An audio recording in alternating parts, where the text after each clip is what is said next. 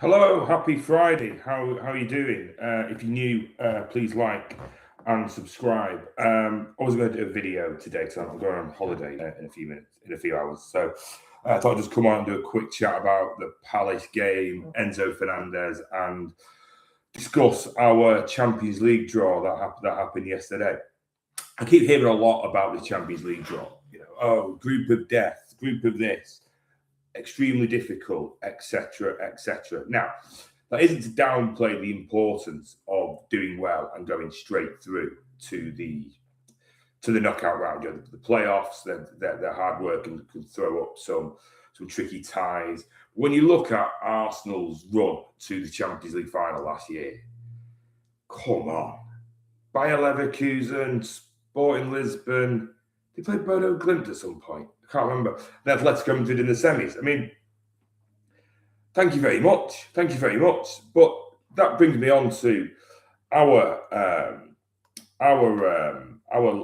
Champions League draw. Here we go. Where's it gone? Let me find it. There we go. There we go. 8 opponents. Right. Looking at those. Obviously, you can make a case for every single one being difficult. Every game's difficult. No easy games in Europe. Blah blah blah. All the rest of it. Let's turn it around on its head. If you got any of those in a Champions League semi-final, I think for what 1, 2, 3, 4, 5, 6 of them, you'd be saying thank you very much, and include Napoli in that. I watched them the other day. Kevin De Bruyne, obviously, is a good player, plays well for them, but he can't fucking run. His days of playing in the Premier League are over. His days of playing at the top level are over. So I'd be comfortable with any of those 6, any of those being our quarter semi-final position. And then PSG against Barcelona. Well, it's supposed to be difficult, isn't it? It's supposed to be difficult to win the Champions League. It's supposed to be difficult. What do you think? How do you think they feel about playing us? How do you think PSV fans are talking last night when they found out they're playing City away in the Champions League? They're like, oh, God, could do without this. Barcelona thinking, what's it going to be like? City at the Nou Camp. They'd be thinking, I could do without this lot. There are easier draws than us. They don't fancy us. We're buying 80 to 100 million pound midfield players like they're going out of fashion. And of course it's tricky. It's supposed to be tricky. But I'd love to go there. I've never been to Porto. I wouldn't mind going there. But that might have to wait for another time. I've had a lot on this year. But Leipzig away. Yeah, it's a bit tricky, but so what? Napoli at home, bit tricky, so what? Porto and Sporting should look after themselves. I know we got hiding away at Sporting the other year, but I think if you watch the documentary and if you remember that period in our very recent history, you would understand why and how that happened. Barcelona, anything can happen. Lens away, they had a good season last year in France, but I'm not expecting anything else from them. I think their manager is a Palace manager, actually, come to think of it. No, he's not. That's someone else. But I'm overall, I'm happy with it. Beat these, and then beat those, and then those two will look after themselves. So I'm not too concerned in any way about the Champions League. Although I think I did say the same last year. So we never can be too sure, because there aren't any easy games in Europe. Particularly got away from home, travel. You've got to juggle the squad in between Europe and the league, particularly when we won't be going for the league as well. Because I don't accept that we're some also right. That just because Pep's gone, just because Bernardo and Rodri walked out the door, that it's all going to go to shit. Like I just mentioned, we are buying £100 million footballers like they are going out of fashion. So I'm optimistic about the Premier League and giving a decent account of ourselves in the Champions League. I don't think we'll win it. I don't think we'll get anywhere near winning it, and I'll come on to that in a second as for why. Primarily the manager's experience, a manager at this level, the team's experience really playing at this level is a bit short. But also, you've just got to look at the numbers here. Look at this for the men's first team, right? Goalkeeper, right? That's fine, right? That's fine. That's not a big deal. Defenders, I think we've got plenty. Right? I think there's plenty there, plenty of permutations there. We can argue about right back, but it seems we're not interested in buying one of those, so I'm not going to waste my breath on it. Maybe he goes, but generally speaking, we are pretty solid at the back in terms of numbers. We can argue around the edges about who we prefer to play where, but generally speaking, I think we're fine in that respect. Midfield starts to get a little bit thinner. Right, nailed on starter. First reserve, nailed on starter, but injured. Nowhere near it. No idea where he's going to be. Phil Foden, yeah, off the bench or starter, no problem. Jack Grealish, likely to be playing for somebody else this time next week. Kovacic, I'll come on to him in a bit, but fine. Jamie Monga shows how much you think of him. He doesn't even have a picture. Naipan is playing for somebody else. Nico O'Reilly, great. Calvin Phillips, time waster. Floyd Samba, never heard of him, to be honest with you. And Antoine Semenyo. That is not good enough, I don't think. I think there's a lot of holes there. A lot of holes. But now we're going to move on to the forward line. He plays for somebody else. He's 17. And he's expected to play every match. That, to me, is... we can all get excited about Buadi, all get excited about Enzo Fernandez might be coming in, all get excited about Allen maybe coming in, and maybe Kone from Roma, but we're short up front, aren't we? We are just simply short here. I know people might say, Semedo can drop in, but that's not enough. And that's why when they were talking about Cody Gakpo earlier this week, I was more than happy to consider it. Esbrand, he must be 30 by now, always hanging about. Who's Esbrand? Well, who's that? Esbrand. And the name is him. Oh, Joshua Wilson-Esbrand. He played in the preseason games. I'm sure he did. I think he played left back against Inter Milan, a right back. I think he was left back. I think he looks a bit out of his depth, but I think he was a bit too young. Maybe he's got an older brother that you think of. But I'm sure they said he was 17. But I think he gave a decent account of himself from what I remember. But where am I? Right. So defense fine, midfield in, but injured. Like to go in, gone, or going. Kovacic in, but rather he wasn't. Monga, yeah, maybe not. Gone, excellent, time waster, probably never play. Top, play for someone else, probably never play. Oh, and there's a manager. That has got to be a worry when they're sat down today. The window shuts in a couple of days going, what do we need? We're crying out for forward. It didn't work with Matheus, but someone like Cody Gakpo, I think is ideal for us. We can argue around the edges about, whether it's 60 million or 70 million or whether it's too much or not too much. But when we're flogging Savio for 80 million, we don't get to criticise other people's transfer valuations. I'm sorry. We have abandoned that field of sensible transfers, sensible values. If we're happy to sell, we're quoting £85 million for Savio. Anyone else can quote anything for anyone else they like. We're in no position of strength at all. So Gakpo, I'd have him. And there hasn't really been much else. Chris Heaven should have gone for Callum Wilson or someone like that. Who knows? They aren't really playing it. Well, Callum Wilson, I think, is a bit of a stretch. Although he's got a Brentford, hasn't he? That's a decent club for him. But I'd have been all over Jackson, mate. Jackson at Chelsea. I think that he'd have been. I don't want to say the words ideal. Fucking hell, Jackson is far from ideal. But I think you get the point I'm trying to make. Can play in a couple of positions. Had a good season at Bayern last year. Plays the backup role well. Runs for days. Creates space for attacking midfield players.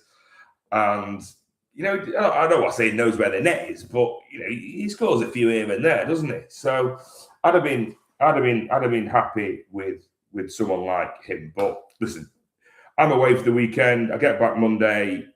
Transfer window shuts Tuesday, so we'll see how it goes. I'll be pretty much out of the loop, so we'll see how it goes.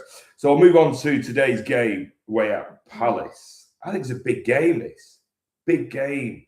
I want to go into the United game in 2 matches' time. I mean, won all 3. Beat Bournemouth, although it was a bit close. Beat Palace and beat Coventry next week. Going to United, 3 wins out of 3, and it's obviously doable, right? So, Palace away on a Friday night. Not an easy place to go, is it? I know it's a cliche. I hate that cliche. It's usually only reserved for teams on the bottom of the league, who the only teams who have trouble winning at their home ground is them. But I think Palace, first home game, new manager, but they are in a bit of flux, aren't they, when you think about it?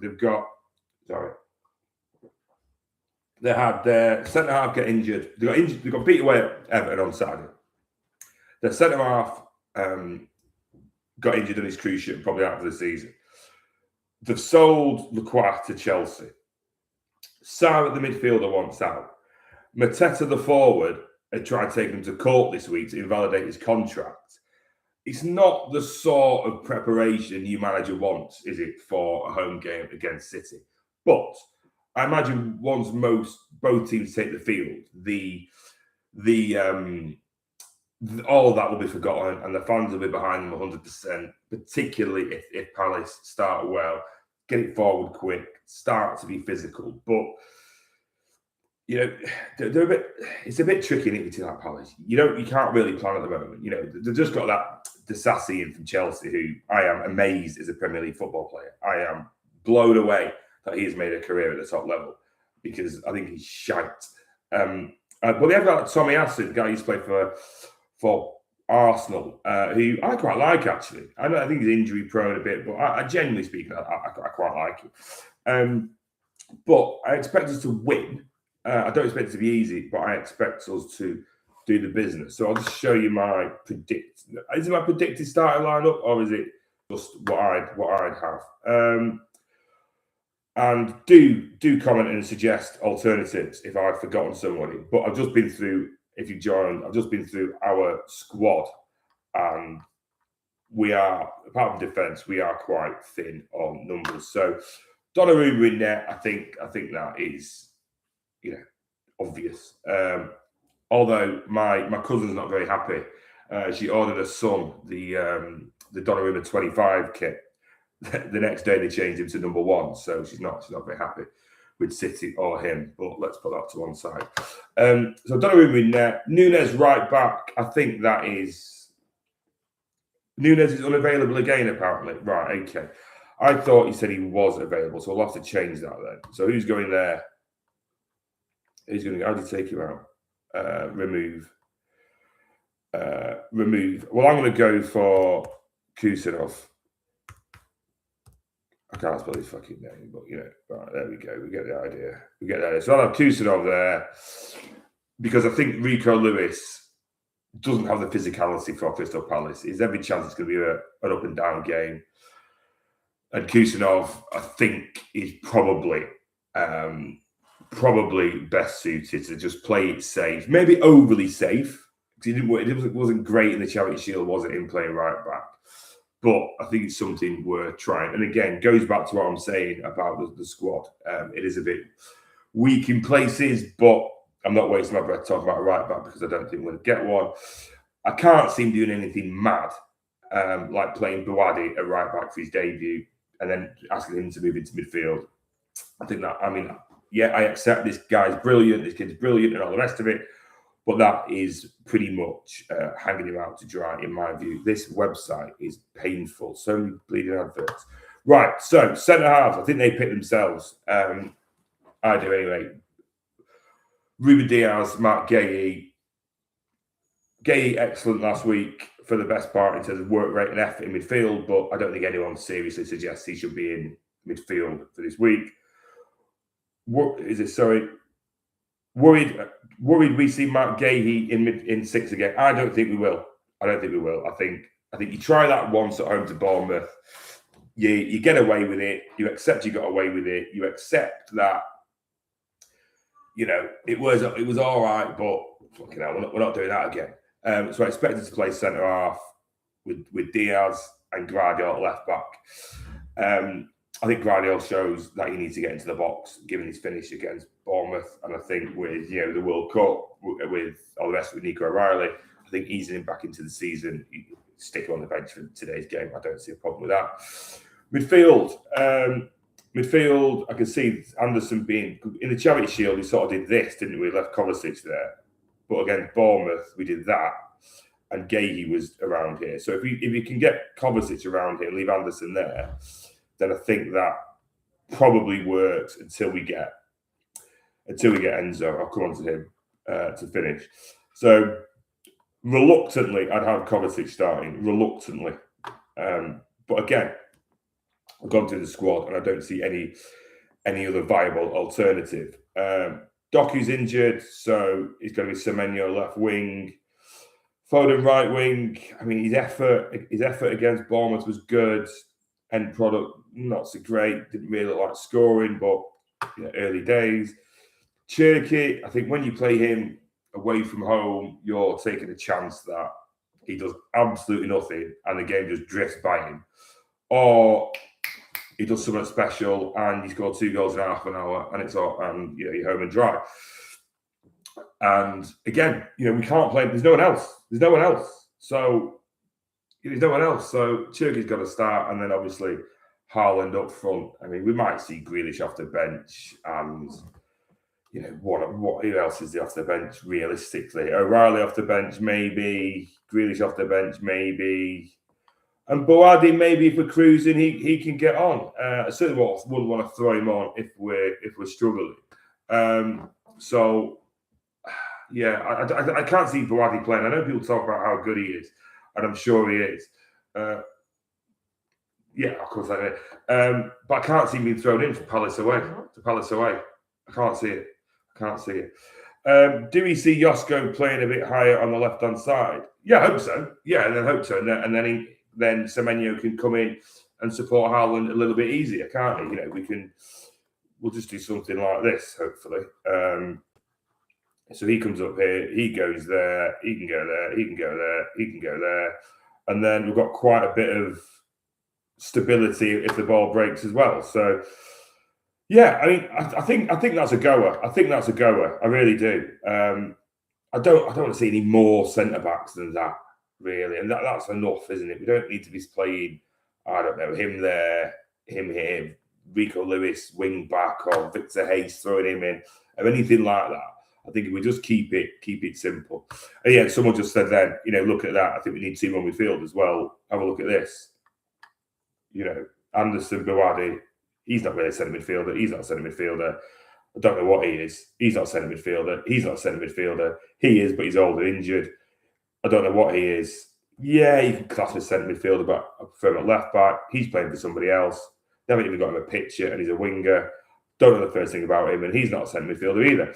So, considering when we used to dominate the league, certainly won the Champions League, and then have performed well in Europe in the past, we had the best midfield in the country. Whether it was De Jong, Yaya, David Silva, whether it was Fernandinho, Gundogan, De Bruyne, whether it was Rodri, De Bruyne, and Gundogan, whoever it happens to be. They were top notch. And going into your second Premier League game with Elliot Anderson and Kovacic, it's not quite at the level, is it? But Boadi's in. I think he can start against Coventry, can't. I think at 20 minutes at the end here and start against. I don't want him to come into Ghent and be a whirlwind. He's only been here a few days, so no, I think it'd be unfair with him, really. But Enzo, I've just listened to Talk Sport. Apparently Chelsea have said there's been no approaches, no bids. They still talk about that deadline that they sort of imposed on the footballing world that nobody paid attention to. I love the line about my deadline quotes. I like deadlines. I love the whooshing sound they make as they fly by. And that was my attitude to Chelsea's deadline. City let it fly by. Let Enzo Fernandez get busy if he wants to get busy trying to get out.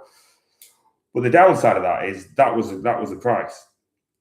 Today's price is not yesterday's price, is it? We obviously can't bid 90 million and it's going to be accepted. They look like tits, and they don't look like tits, do they?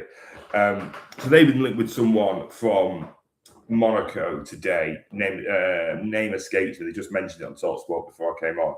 So they've been linked with someone from Monaco. Apparently they're not interested in Wharton. There's been no bids for the Bournemouth guy, Scott. So I don't know what they're going to do. But Sam Matterface, who's a Chelsea fan, was saying he doesn't feel they need a centre midfielder replacement. So maybe they'll just trouser the money and then see how the market is in January. But does that go down well with fans? But if the fans got rid of him, then I don't think he's going to shit one way or the other. I don't know. But apparently he asked to be left out of the game yesterday. Now, he didn't suggest it was because he's injured.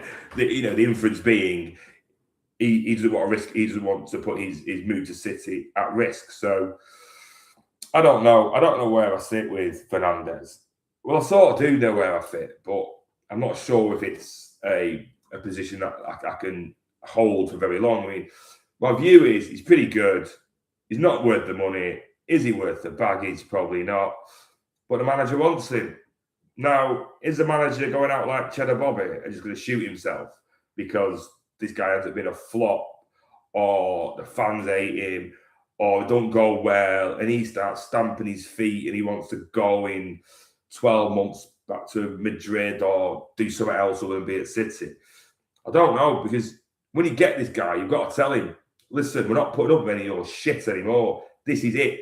Regardless if Maresca gets sacked in 6 months or 18 months, we're not having this. You follow him around your whole career because you quite like him. This shit has got to stop. And I think City have got to make that crystal clear to him. Now, he might go, yeah, and then start jumping up and down anyway. But I think you've got to have that conversation that, listen, this is it now. 120 million or whatever it turns out to be. This is it. This is your final move until we want rid of you in fucking 6 years' time or something. We are not expecting to transfer you to a European rival any time in the next 6 years. Get used to the idea or don't sign. And I think that's a legitimate conversation to have to somebody who has already been transferred for 100 million and has already been sanctioned for jumping up and down, and already he's jumping up and down about wanting to go to play for an old manager who he seems to be quite pally with. So, I think. Listen, I've accepted we're getting him. Does it excite me? Not particularly, but we need bodies, don't we? We need people. I'm not going through that list again, but there's no one. In fact, I will go through that list again because I think if we add, sit inventing place midfielders, right? So him. I wish I have wingers, but anyway, him. Remove him and put Enzo Fernandez there. Keep him. Remove him and put in Kone from Roma. And all of a sudden, well, not all of a sudden, it's costing the best part of 200 million quid. But pretty quickly, you have a 1, 2, 3, you have 4, and then him as number 5, and then maybe O'Reilly is your sort of 6th option in midfield, or your cup options in midfield, because I'd rather O'Reilly play at left back during the league. And all of a sudden, you've got something that looks quite good. Oh, if you're new, sorry, please like and subscribe. I keep forgetting to say that. So very quickly, you've got a decent set of options. Those two people give you a lot of options, Fernandez and Kone. Assuming Kone is good. Because if you look, this is the last time I'm sharing the screen, I promise. Because if you look at what we did against, if you have Anderson there, and this is Enzo Fernandez, get it out of the way, and you have Henderson crashing the box or starting deep there, knocking it wide, then running in, you've then got some real good options, I think, from goal scoring to balls from deep, from and a selection, I say roster, a list of possible selections that doesn't make the team go bump too quickly. You know, we've just gone through the Champions League. The Champions League is in between very, very difficult league games at a very, very difficult period of the season. When it's League Cup, you know, the FA Cup starts later on as well. So you need options, and we cannot run this season with what we've got, can we? So we can argue about Enzo Fernandez, but it seems that's who they want. And we need another one. We need another one. We just haven't got enough. We ran out of people, and you cannot rely on Kovacic. One, I don't think he's very good, right? I don't think Kovacic is very good. But let's say he is very good. Let's say he's great. His injury record's appalling. And he's 32, 33. And he's got, I think, 1 year left of his contract. So he'll have an eye on fucking Galatasaray in January, only his free transfer, the nice whack he's going to get. So I won't be hanging my hat on any strong mid to end of season performances from him. So what do? Mark Gay obviously isn't a long-term midfield option, obviously. Rico Lewis isn't. And we're talking about Ndiaye, aren't we, whilst we're going on to Rico Lewis. Ndiaye, the winger from Everton, can he play up front with instead of Haaland or you know, with him or behind him or whatever? I'm not seeing enough of him. People rave about this game we had at the Etihad last October. I remember that game primarily because I watched it on an aeroplane. I was on Singapore Airlines, and they had live Premier Sports on. So we watched the Nottingham Forest Chelsea game, the game that Ange Postecoglou got sacked in.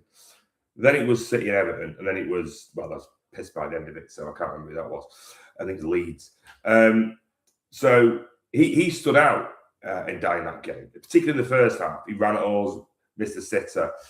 Well, they're quoting 80 million. And again, if you can get Savio for 80 million, this guy, I think he's got 7 league goals last year, probably more than Doku, plays for Everton. So, you know, centre forwards don't score that many for Everton, never mind wingers. And if he's happy to come in and fight for his place, because, again, Doku improved last year, but hasn't demonstrated he can play 3 games in a week. So we need to sort of level up that quality rather than, oh, well, who can we stick out there and see how it goes, you know? So I'd have a look at him. I'd have a look at Gakpo. But they were talking about maybe include Grealish in the deal with Ndiaye. And what sort of deal could that be? He's got 1 year left on his contract, so $300,000 a week. What have we got to offer? Hey, have him. Here, have this liability who's always injured and on a fortune for your best player. He's not worth anything, is he? He's not going to pay for him, I would have thought, with those wages. Because if you sign Jack Grealish, you're signing him for what? 3 or 4 years on probably $150,000 a week to make his next contract's not going to be $300,000 a week, is it? So what? You're taking on a lot of money. So I'm not sure if they see that as a good deal. Rico Lewis, I believe Everton fans are quite keen on him. I think he'd do okay there. Moyes would toughen him up a little bit, maybe improve his defensive side, maybe play with midfield. Maybe you could do something with that. You know, what do you get for Lewis these days? 25, 30 million?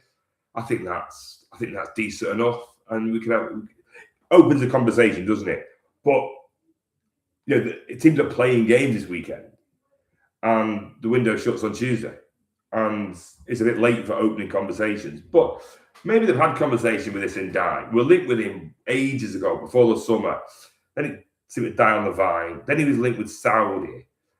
But then he turned them down to what's in the Premier League. Now, you turn down the whack from Saudi if you want to stay at Everton, or 2, if you know somewhat's in the offing for you, and maybe sit her in the offing for it, maybe sit her in the frame for it. We just didn't like the asking price at the time, but having then, you know, had a look around at other asking prices, whether that's Gakpo or anybody else, you land at actually he's quite he'll do, and he's an easier conversation, isn't it? It'll be lower wages than Gakpo, I expect.